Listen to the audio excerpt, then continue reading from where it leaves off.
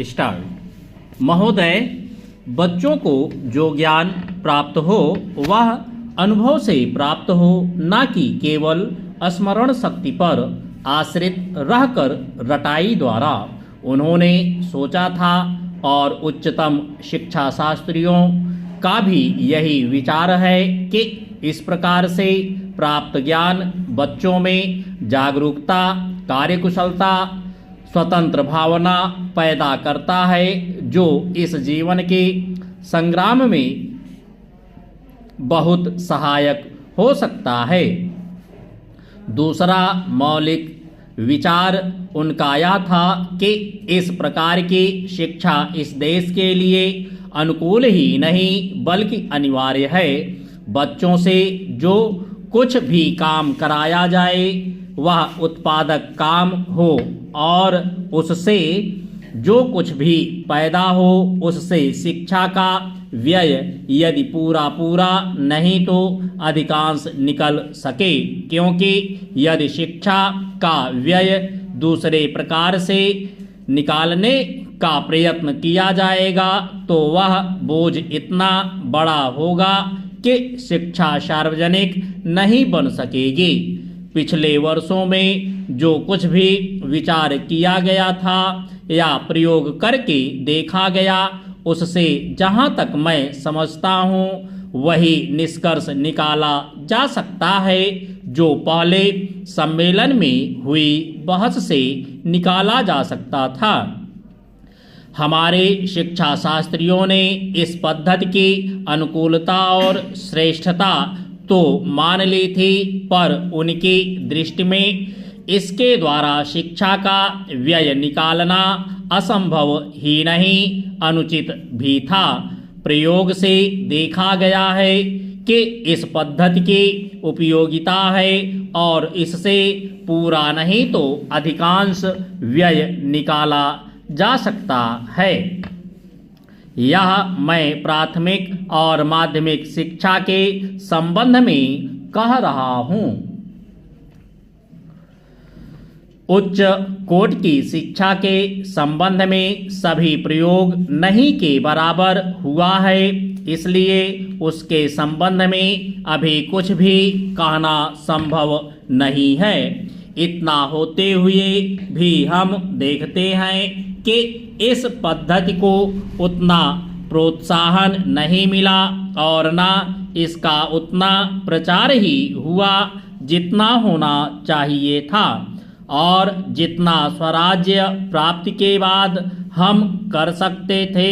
इसका कारण जहाँ तक मैं समझता हूँ यही है कि इसकी उपयोगिता प्रमाणित होने पर भी पुरानी पद्धति पर जो आस्था थी वह अभी पूरी नहीं हुई है, और इसी कारण शिक्षा के काम में जो व्यक्ति लगे हुए हैं उनका न तो इस ओर ध्यान गया है और न उन्होंने इस विषय पर गहराई से चिंतन किया है।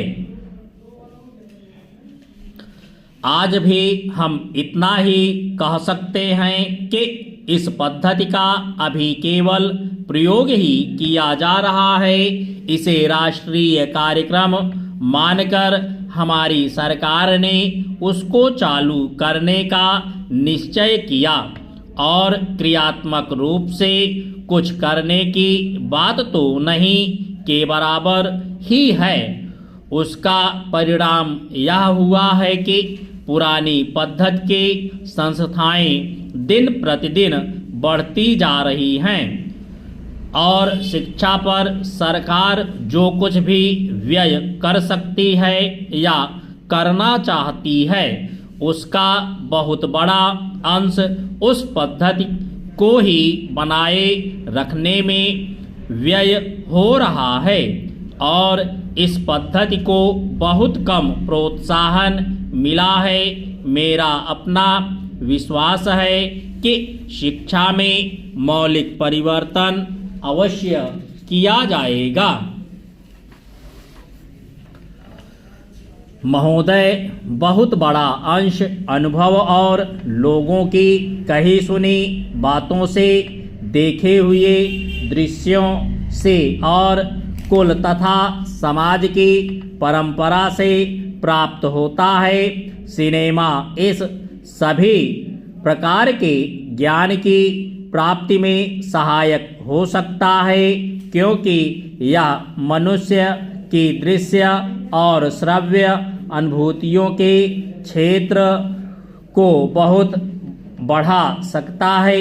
यह एक साधारण सी बात है जिसे सभी जानते हैं कि केवल सुनी सुनाई बातों की अपेक्षा हम पर देखे हुए दृश्य का प्रभाव अधिक पड़ता है, और यदि हम सिनेमा द्वारा किसी चीज को देख लेते हैं तो उसका उतना फल तो नहीं होता जितना स्वयं आँखों द्वारा देखने से मिलता है, तो उसका उतना फल उससे तो कहीं अधिक अमिट छाप किसी के सामने किसी दृश्य के वर्णन के करने से पड़ती है। मन बहलाव के भी साधन कितने ही प्रकार के होते हैं।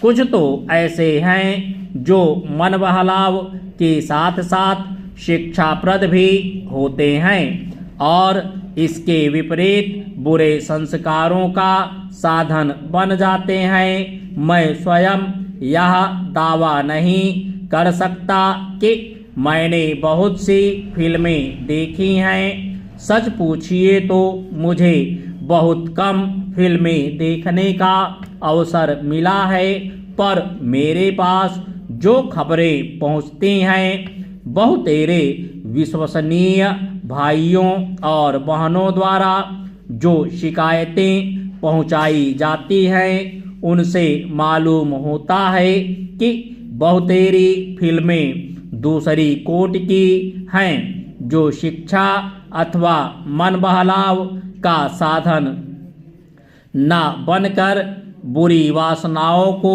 जागृत करती हैं, विशेषकर युवकों के चरित्र पर बुरा प्रभाव डालती हैं। हो सकता है कि इस प्रकार की फिल्में अधिक लोकप्रिय होती हों, उनके द्वारा अधिक पैसे कमाए जा सकते हों।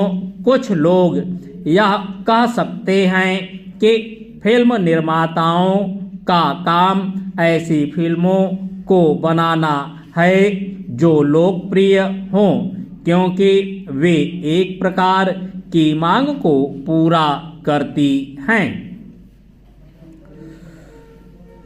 यह भी कहा जा सकता है कि फिल्मों का ध्येय मन बहलाव ही है। उसको तो तभी सफल मानना चाहिए जब फिल्में उन लोगों का मन बहला सकें जिन लोगों के लिए बनाई गई हों। ये सब बातें बहस के रूप में कही जा सकती हैं, पर मैं चाहूँगा कि कोई भी सिनेमा हो अथवा फिल्म के बनाने वाले हों, वे यदि अपना कर्तव्य समाज सेवा समझते हैं और उन्हें ऐसा समझना भी चाहिए, तो उन सब के लिए ये सब बातें यदि अग्राह्य नहीं तो गौण अवश्य हैं, और उनका मुख्य उद्देश्य तो सेवा ही होना चाहिए। सेवा तभी तक सेवा रहती है जब तक वह सेव्य का हित करे, न कि उसे गिराए। इसलिए मैं चाहूँगा कि फिल्म बनाने वाले इस पर विचार करें कि उनका उद्देश्य क्या है। उद्देश्य सेवा ही होना चाहिए, और सेवा के साथ साथ यदि धनोपार्जन भी हो जाए तो निर्दोष है। यदि धनोपार्जन ही उद्देश्य हो और सेवा न हो तो वह अग्राह्य होना चाहिए। यदि मनुष्य अपने स्वार्थवश कुछ ऐसा काम करता है जो उसके व्यक्तिगत लाभ के लिए तो ठीक हो, पर जिससे समाज को हानि पहुंचती हो तो उसे रोकना पड़ता है।